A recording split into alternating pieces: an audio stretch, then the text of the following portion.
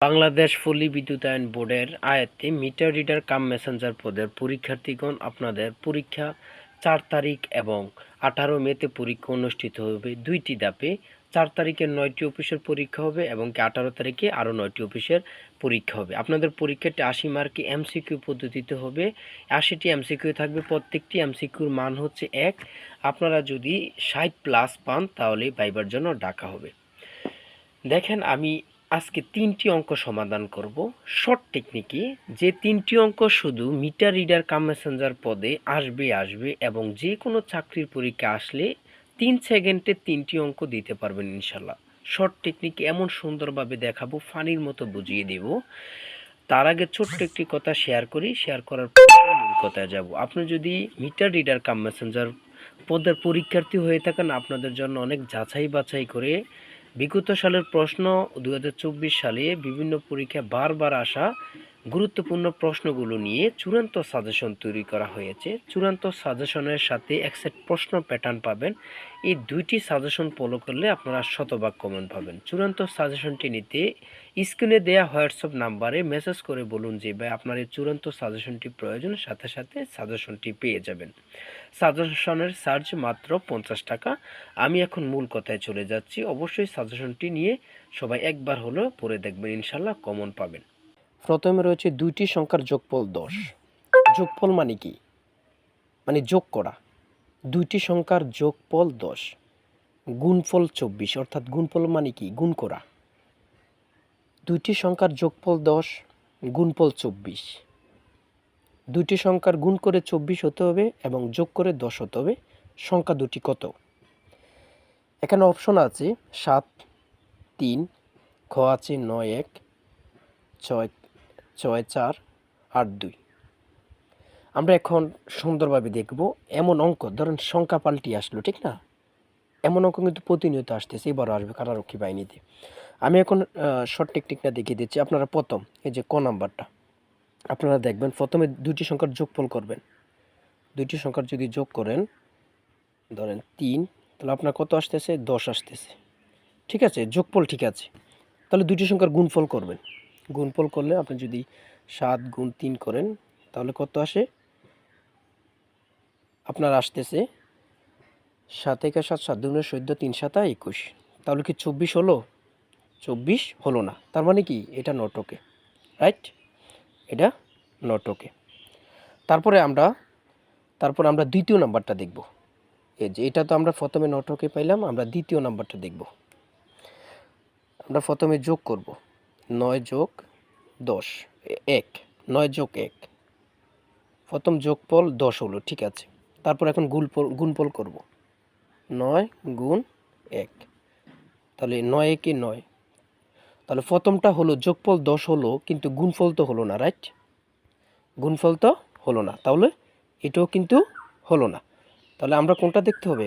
এবার 3 নাম্বারটা দেখব। আমরা এবার 3 নাম্বারটা দেখব। এই 3 নাম্বারটা ধরেন আমরা প্রথমে যোগ করব 6 যোগ 4 যদি দিই তাহলে 10 আসে, হ্যাঁ? 10।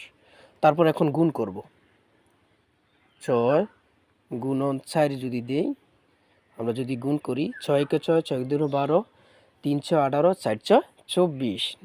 তাহলে দেখেন কত সুন্দরভাবে আমরা করে ফেললাম। যোগফল কিন্তু এসেছে 10 এবং গুণফল এসেছে 24। তার মানে কি?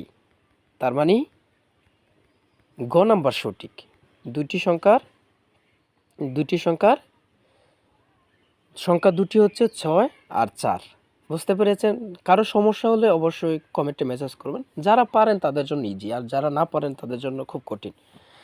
তারপর নেক্সটে আমি চলে যাচ্ছি। দেখেন নেক্সট অঙ্কটি, আমি নেক্সট অঙ্কতে চলে আসলাম। দেখেন পিতা ও পুত্রের বয়সের অনুপাত 7:2 এবং 5 বছর পরে তাদের বয়সের অনুপাত হবে 8:3। তাদের বর্তমান বয়স কত? দেখেন আগে বুঝতে হবে প্রশ্নটা কি বলেছে। পিতা ও পুত্রের বয়সের অনুপাত 7:2 এবং 5 বছর পরে তাদের বয়সের অনুপাত হবে 8:3। তাদের বর্তমান বয়স কত? এমন যদি অঙ্ক আসে আপনারা কি করবেন? এমন যদি অঙ্ক আসে সরাসরি আপনি কাজ করবেন, এই যে এখানে বলেছে তাদের অনুপাত। দেখেন প্রথমে দিয়েছে পিতা, তার মানে কি পিতার এই যে 7, তারপরে দিয়েছে পুত্র, তার মানে কি পুত্র হচ্ছে 2। এখন আসেন আমরা পিতার কত, পিতার হয়েছে 7 আর পুত্রর হয়েছে 2, ঠিক আছে 2। এবার কত বছর চেয়েছে, 5 বছর। এগুলোর সাথে আপনি 5 গুণ করে দিবেন, ঠিক আছে। আপনি যদি 5 গুণ করে দেন,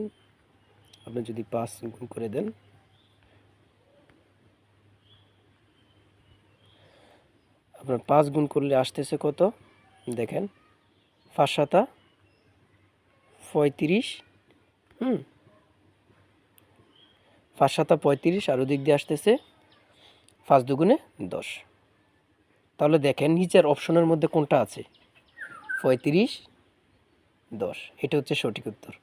এমন আসলে আপনারা যে কোনো এমন যদি অঙ্ক আসে আপনারা এইভাবেই দিবেন, আর কোনো অন্যরকম কোনো ভেবে চিন্তা লাগবে না, এইভাবে দিলে হয়ে যাবে ইনশাল্লাহ। আপনি হয়ে যাবে, আপনি এখান থেকে 1 মার্ক পাবেন, 2 মার্ক পাবেন, কারণ রক্ষী পরীক্ষার প্রত্যেকটি এমসিকিউর মান কিন্তু 2 করে, ঠিক আছে। আচ্ছা আমি নেক্সট প্রশ্নতে চলে যাচ্ছি। দেখুন তারপরে আমি নেক্সটে চলে আসলাম।